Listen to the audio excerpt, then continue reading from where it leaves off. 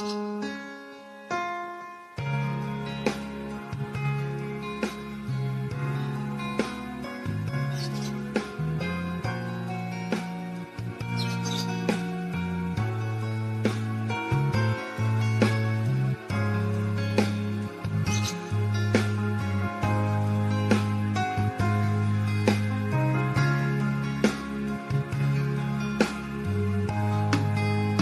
Kristo lamang ang katugunan.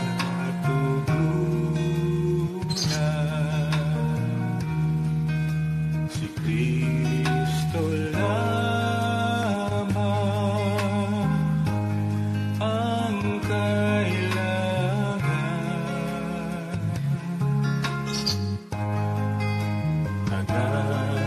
Magligtas at manggagamot.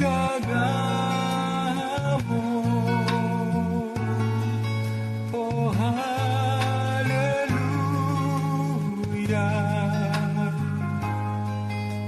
siya lamang.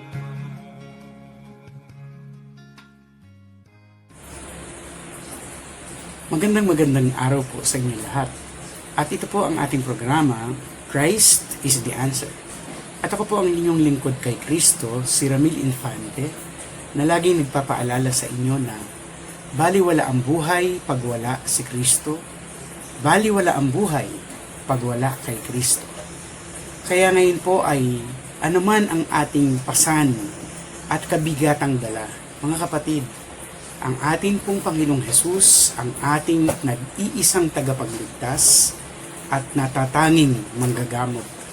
Ano man ang ating pinagdadaanan, gaano man kabigat ang ating problema o ang ating mga sakit at karamdaman, si Hesus lang po ang katugunan sa lahat ng yan.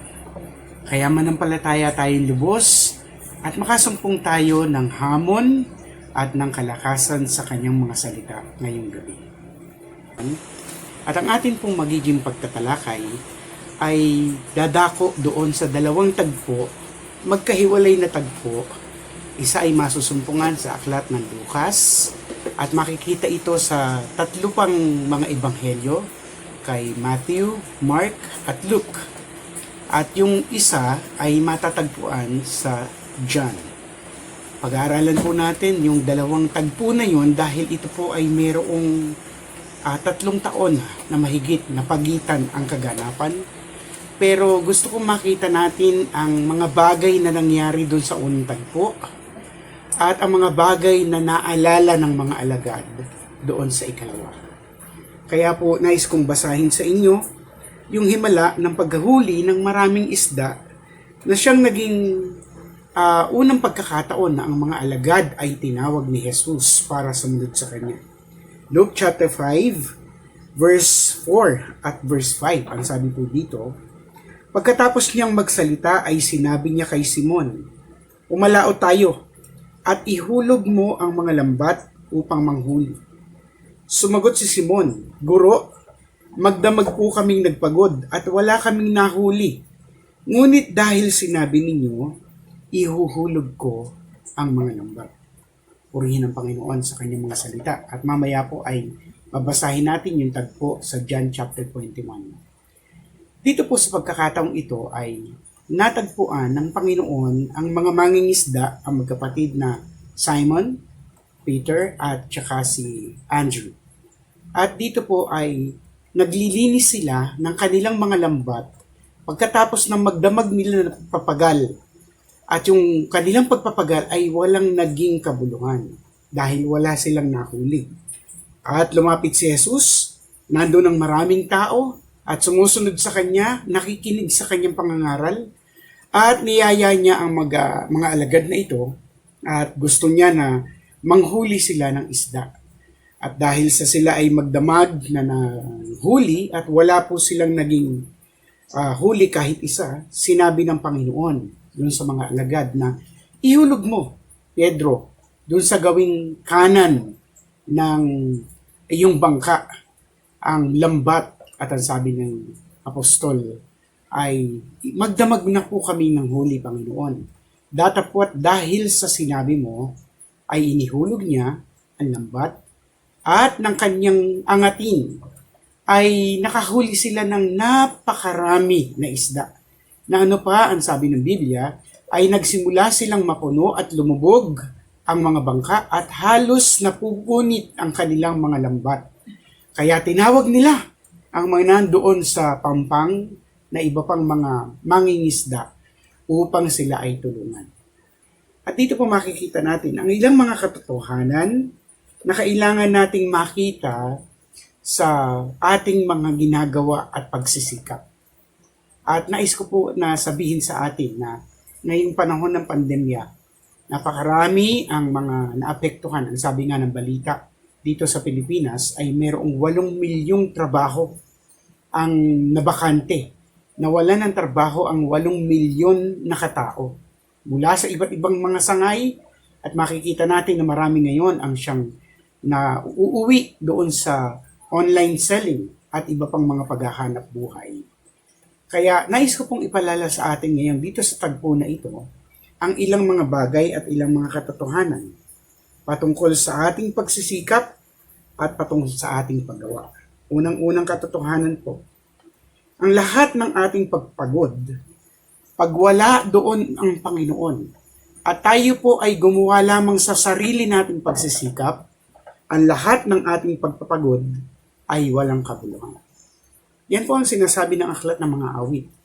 No? Na kapag tayo po ay wala ang Panginoon doon sa loob ng ating sambahayan, pag hindi siya ang nagtayo ng sambahayan, sabi, babangon ka ng maagang maaga, matutulog ka ng gabing-gabi, at kakain ka pa rin ng tinapay ng kapagalan. Baliwala ang lahat ng pagsisikap. Dito ang mga alagad, magdamag sila na ng isda. Mga batikang mangingisda ito, hindi ito bagito. Ito po ay lumaki na sa kanilang mga bangka. At sila po ay bantog at kilala ng mga mangingisda. Pero ang lahat ng kanilang pagpapagal ay nauwi sa walang kabuluhan. So wala pong kabuluhan ang lahat ng ating pagsisikap kapag ito pong pagsisikap na ito ay ginawa natin sa pansarili lang nating kakayahan. Ikalawang katotohanan po, kahit nagaano pa katagal tayo nagpapagal sa paggawa, wala pa ding magiging bunga ang ating paggawa. Magdamag. Kaya mayroong mga tao na ang araw ginagawang gabi, ang gabi ginagawang araw, para lang kumita ng maraming pera, pero ang dulo nito ay kulang pa rin. Bakit? Hindi doon sa haba ng paggawa. No? Kung ating pong pansariling pagsisikap lamang, ang ating gagawin, mawawalan po ng kabuluhan ang lahat ng ating pagpapagal. Ikatlong katotohanan po na makikita natin dito, ang dulo ng lahat ng ating mga pagpapagal ay mauuwi lamang doon sa karumihan at sa paglilinis ng ating mga maling naging bunga. Dito ang mga alagad ay naglilinis ng kanilang mga lambat. Alam po ninyo, ako po ay anak ng mangingisda. Ang aking pong tatay, kapag sila po ay pumalaot, pagkati nila, ay unang-una nilang gagawin ay linisin ang mga lambat na ito. Dahil lahat po ng dumi ng tubig ay kakapit ito doon sa lambat. Lahat ng mga damo, lahat ng mga kahoy na lumulutang doon at nasa ilalim ng tubig, lahat po ito ay kakapit doon. At tatanggalin nila ito at lilinisin. Tayo po, sa ating pagsisikap, minsan meron tayong mga pansariling pagpapasya na ginagawa natin. At ang dulo nito ay nagkakaroon tayo ng mga maling pagpapasya at inaani natin. Lahat ng mga nagiging bunga nun, minsan ito ay nauuwi doon sa mga problema, and we focus our strength, our resources sa pagsasaayos lang nitong mga consequences ng mga maling choices. So ngayon po ay nais kong talakayin natin ang ilan sa mga bagay na kailangan natin tiyakin kung nais natin ng ating pagpapagal ay magkaroon ng bunga. A fruitful labor, no, is a labor that has to have the following things, the following truths. Number 1, kung gusto natin na maging mabunga ang lahat ng ating mga ginagawa, unang-una, tiyakin po natin na ang Panginoon ay nasa loob ng ating bangka, ng ating buhay, ng ating negosyo, ng ating pamilya. No, baliwala po ang buhay pag wala ang Panginoon.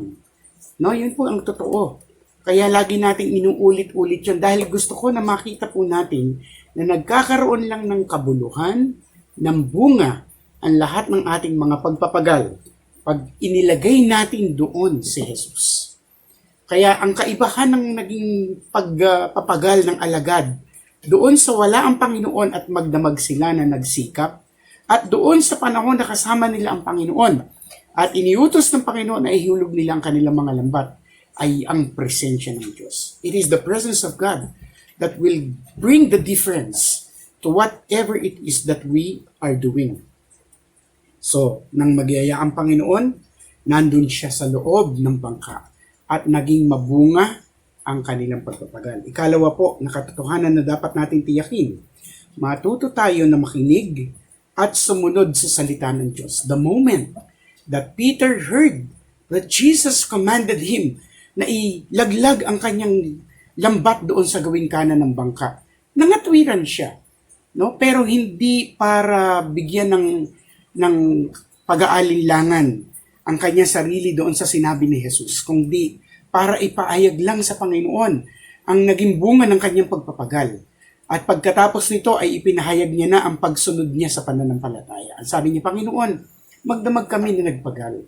Pero dahil sa sinabi mo, sumunod siya. No? Ginawa niya ang sinabi ng Panginoon. Natuto siyang makinig, natuto siyang sumunod. Minsan ang ating pagsunod, napakalaki ng dependence doon sa ating nagiging pakikinig.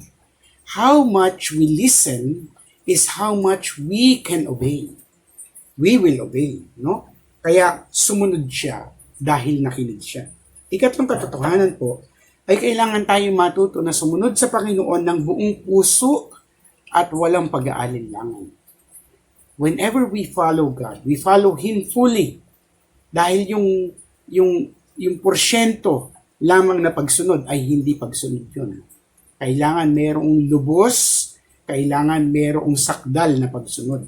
Kahit na minsan hindi po natin maintindihan, ang lahat ng ating mga naririnig mula sa Panginoon, no, sa kanyang mga salita, we have to remember that it is the Word of God that should dictate whatever it is that we are doing. It is the Word of God that we should strive to obey because it is the Word of God that we want na makita na end result sa ating mga buhay. Ikaapat po, once na natuto tayong sumunod sa Panginoon, ito po ang totoo, gugulatin tayo ng Panginoon sa kapangyarihan na kanyang magagawa. Yun pong pagpapagal na wala at yun pong pagsunod na puno na umaapaw ay malaking pagkakaiba po yun. Kaya ng Diyos, tandaan niyo po yun, hindi siya nahuli, hindi siya nagpabaya, at hindi siya nang iwan kahit nakailan. At huwag natin kakalimutan, no, na kaya ng Panginoon na gawin ang lahat ng ating hinihingi, ang lahat ng ating ninanasa. So, gugulatin tayo ng Panginoon. Handa po ba kayo magulat? Sumunod po tayo sa Panginoon. Ikalima po ay matutuklasan natin ang mga kaloob na ibinigay sa atin ng Panginoon once we obey Him. No? Itong mga alagad na to, batikan na to eh. No, they have lived their lives as fishermen. Pero matapos sila na sumunod sa Panginoon, ang sabi sa kanila, I want you to follow me, sabi ni Jesus. And I will make you fishers of men. From something good to something better, to something great. Itinaas ng Panginoon ang lahat ng kanilang mga kaloob at binigyang katuparan ang kanilang mga nasahin for something that is of an eternal, no, na value. Minsan kailangan tingnan natin kung yung ating mga ginagawa ngayon ay merong eternal value, no? Merong kingdom value. Ano po ba ang halaga ng ating mga ginagawa ngayon? Patungkol doon sa kaharian ng Diyos. Patungkol doon po sa mangyayari sa darating na panahon. Sa kaharian ng Panginoon, ano po ba ang kabuluhan kailangan meron nakikita tayong kahulugan sa lahat ng ating ginagawa. Isa pa po ay magsimula tayong sumunod sa hanapin natin, tugisin natin yung nagpapala at hindi lamang yung pagpapala. No? Kaya ang sabi ng Biblia, at pagkatapos silang tawagin ni Jesus, iniwan nila ang kanilang mga lambat at sumunod sa Panginoon. Handa po ba tayo na sumunod sa Panginoon ng buo?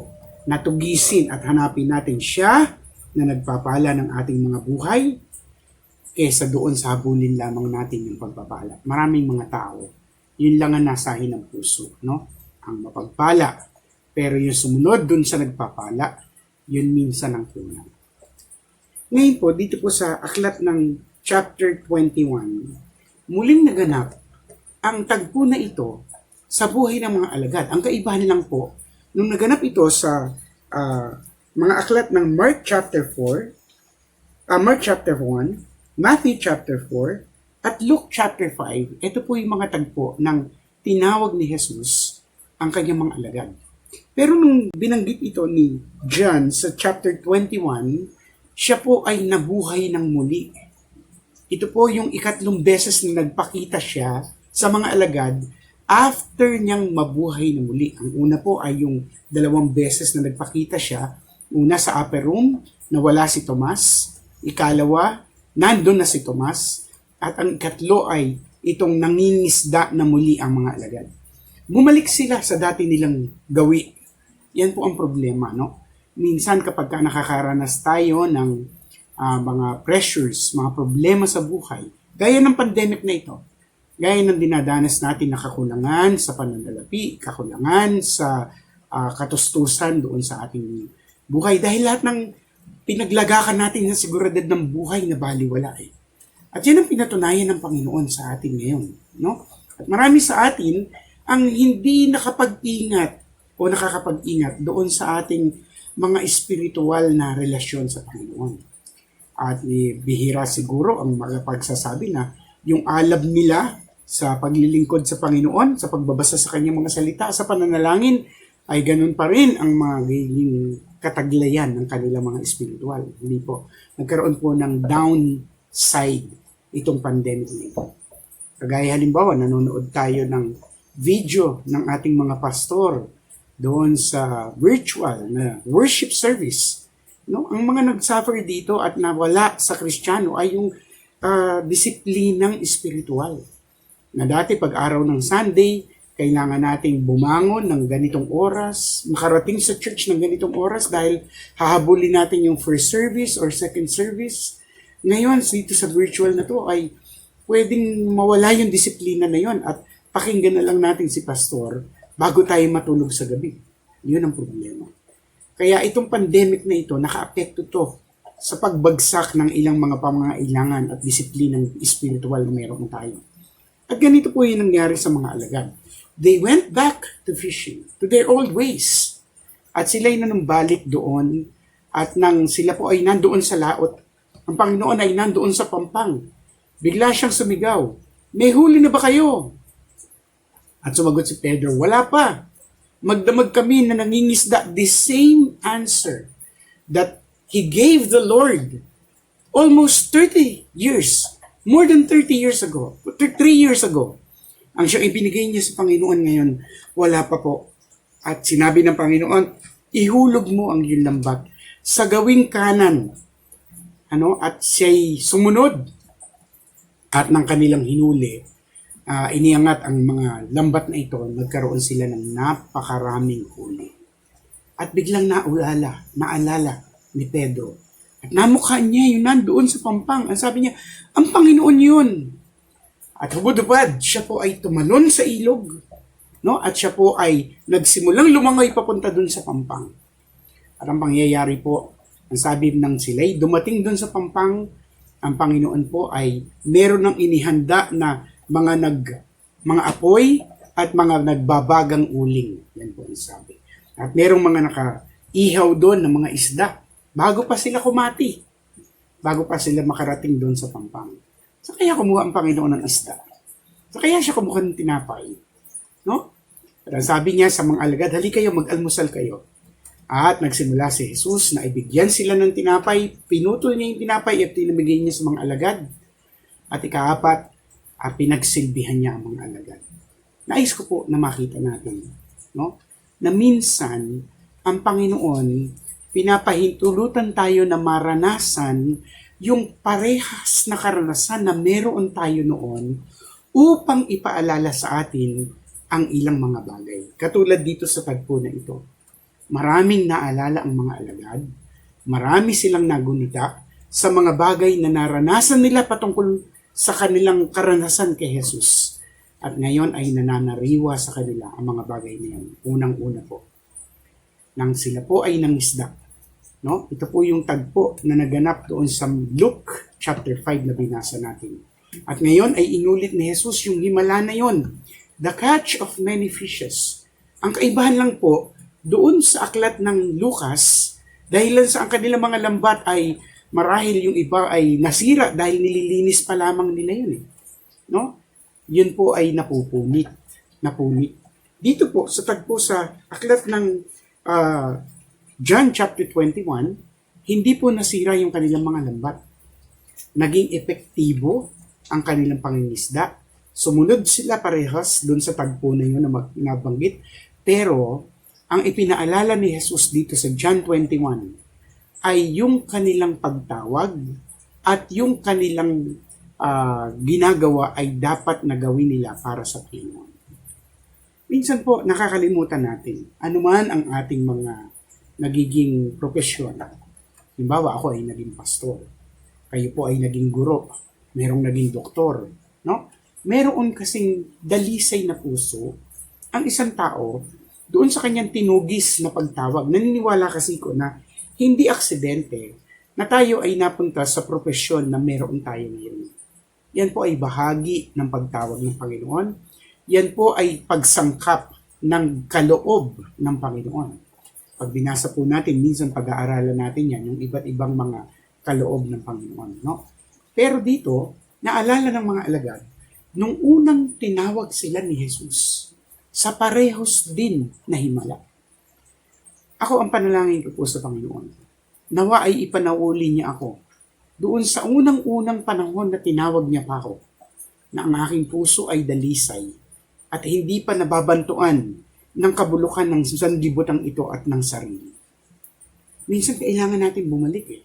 We have to go back to the basic of our calling. The basic reason why we became as such. Bakit ako naging pastor? Bakit kayo naging doktor? Bakit kayo naging ama, ina ng tahanan? Bakit kayo naging manggagawa? Naging guro? Anong layunin? Meron kasi tayo mga dalisay na puso. Nung una tayo na tumugis doon sa pagtawag ng Panginoon, pure ang ating heart. Hindi pa tayo na nababantuan ng bulok na sistema ng mundo, ng pagiging makasarili ng ating mga buhay, hindi pa tayo nababantuan nun. Dalisay pa. Ang ating paglilingkod, tama pa ang ating mga puso. Alam po ninyo, pag tama ang puso, tama ang gawa. That's why we have to go back to the purity of our heart. The heart of the issue is the issue of the heart. There is one place in our whole being that we should continually check kung puro, kung dalisay at malinis pa. At ito po yung ating puso. Kasi yan ang tinitignan ng Panginoon. Hindi yung ating kaloob, hindi yung ating ginagawa. Minsan akala natin ang Diyos tumitingin sa galing, namumove siya noong husay. Hindi po. He is not impressed by our gifts or talents.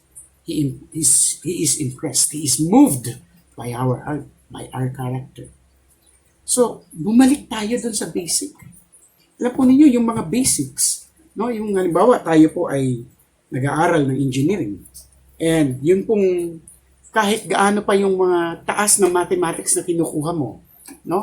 Meron kang integral, differential calculus, strength of materials, nandiyan ka na sa mga higher math, hindi mo pa rin pwedeng baliwalain yung 1 plus 1. Addition, subtraction, the basic mathematics. Babalik at babalik ka doon. Kasama at kasama yon. Minsan kailangan natin bumalik doon sa basic sa ating puso. Bakit ba natin ginagawa itong mga ginagawa natin ngayon? What drives you? Ano nag-uudyok sa iyo? Ano nagtutulak sa iyo?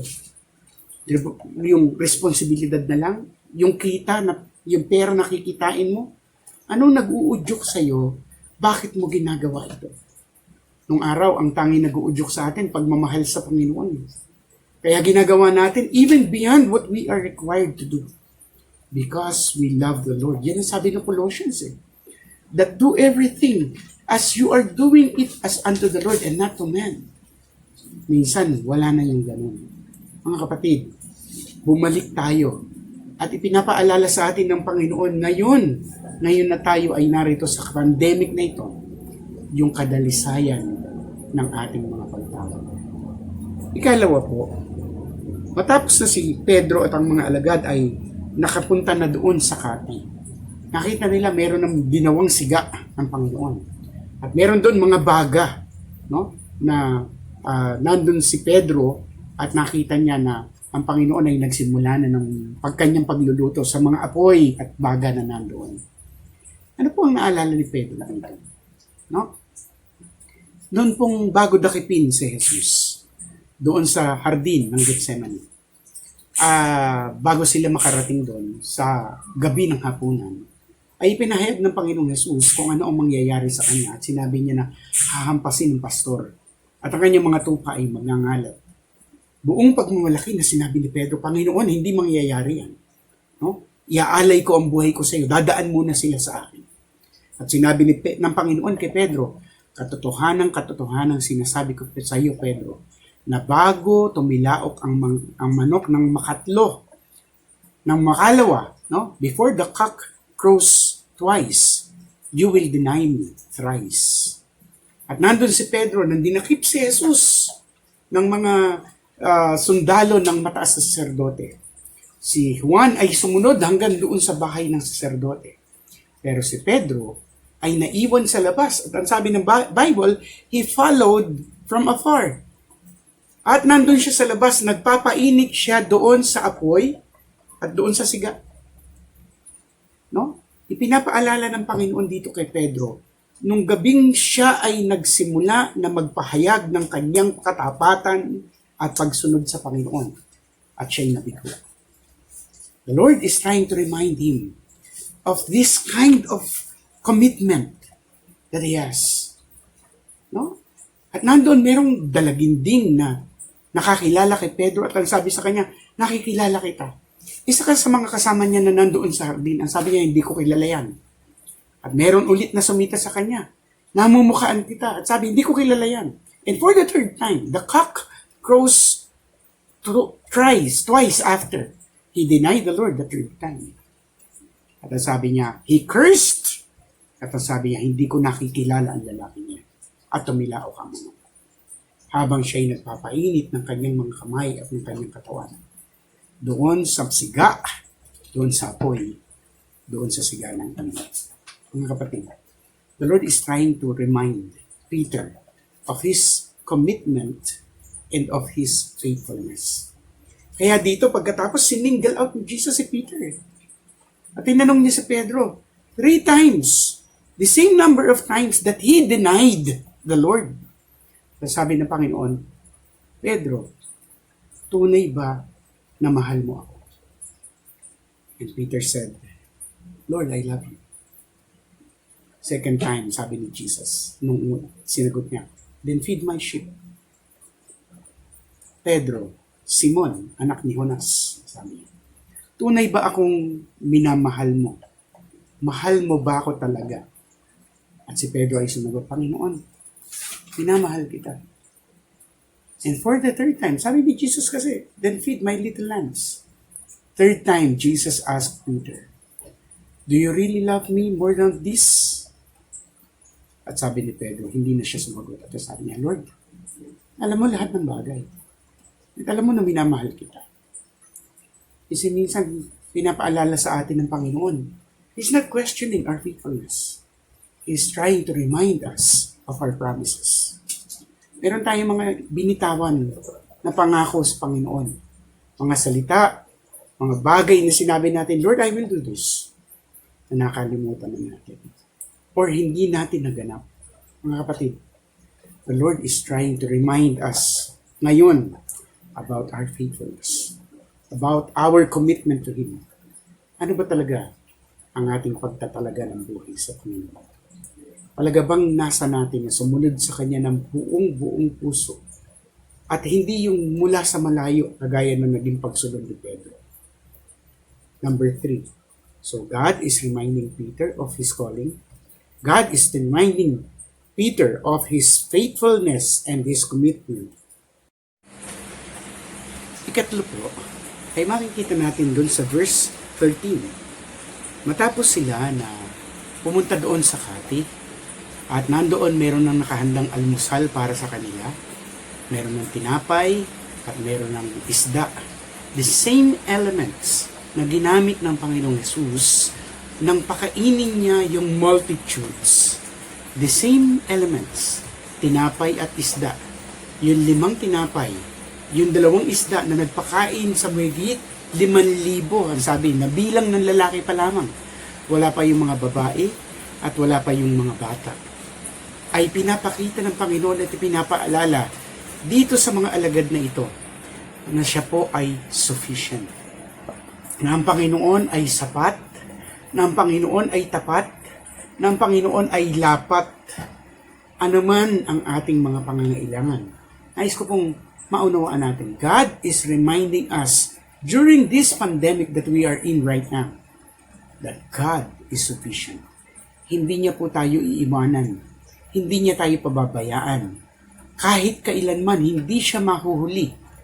At ang lahat ng ating mga pangangailangan ngayon, kahit na gaano kakarampot at kulang sa ating mga panunaw, lahat po ng yan ay bibigyan ng Panginoon ng sapat na katustusan, ng kasapatan sa lahat ng ating mga pangangailangan. The Lord is reminded them of His miracle working power, that it is not the crisis or yung kakulangan na siyang problema, na nandun sila sa krisis na ang kanilang mga resources ay napakaliit, pero ang kanilang mga pangangailangan ay napakalaki. Ang Panginoon po ay kayang sapatin ang lahat ng bagay. At tutustusan tayo ng Panginoon ng sapat sa lahat ng ating mga pangangailangan. The Lord will supply all of our needs according to His riches in Christ, in the heavenlies, no? In Christ Jesus. So, alalahanin po natin. Alam niyo what really strikes me dito sa tagpo na ito is nung nagpakain siya ng 5,000, narito siya sa mundo. Nung ginawa niya yung unang himala, narito siya sa mundo as a 100% man. Pero nang pinaglingkuran niya ang kanyang mga alagad, siya po ay na-resurrect na. Ito po ay, ang sabi nga ng Panginoong Hesus, no? I-restore mo sa akin yung kalwalatian na meron ako bago pa itayo ang mundong ito. Nandun na si Jesus sa kanyang estado na muling niluwalhati, muling dinakila, no? Muling itinaas ng Panginoon. At siya ang Panginoon ng Panginoon at hari ng mga hari. Pero sa kabila ng lahat ng yun, siya pa rin ay naglilingkod sa kanyang mga alagad. Pinaghanda niya sila ng makakain.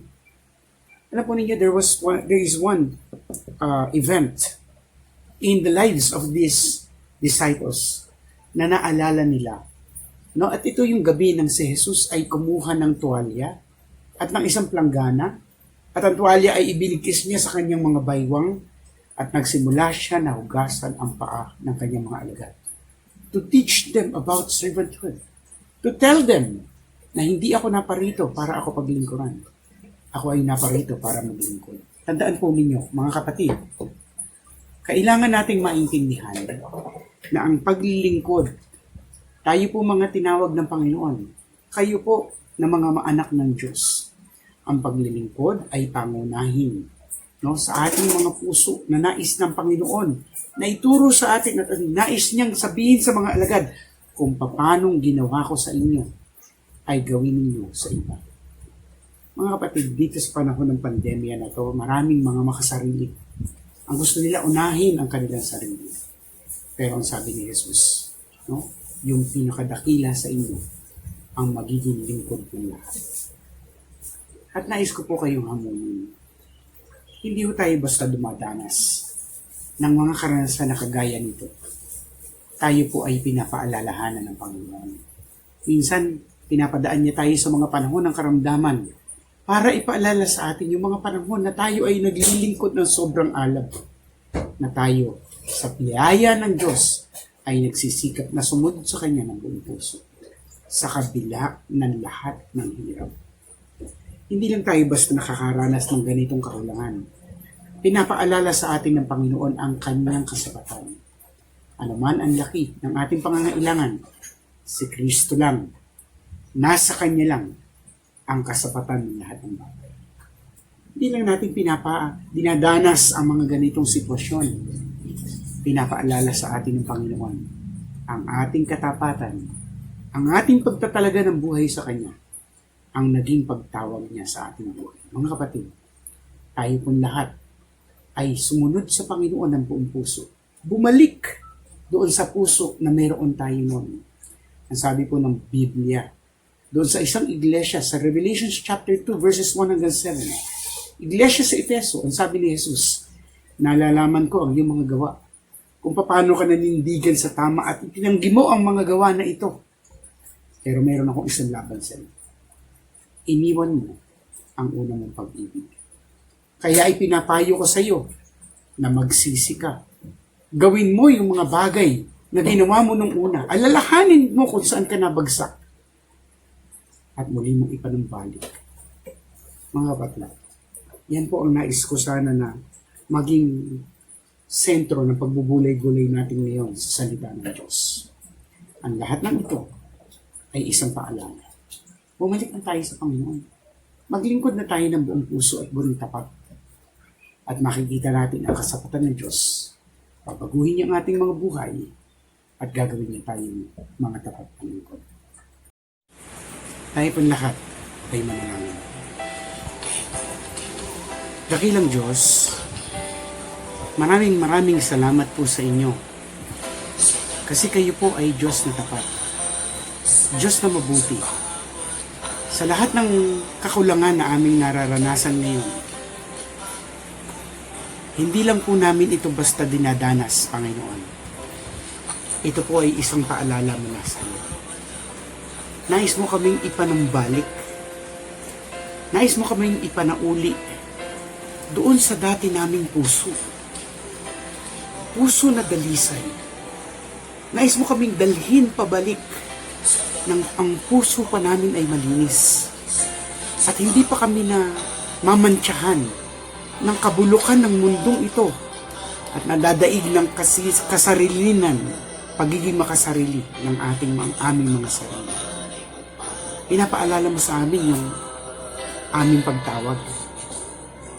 Panginoon, sa araw po na ito, ipaalala mo din sa amin na kailangan namin na maging tapat sa aming mga pagsunod sa iyo.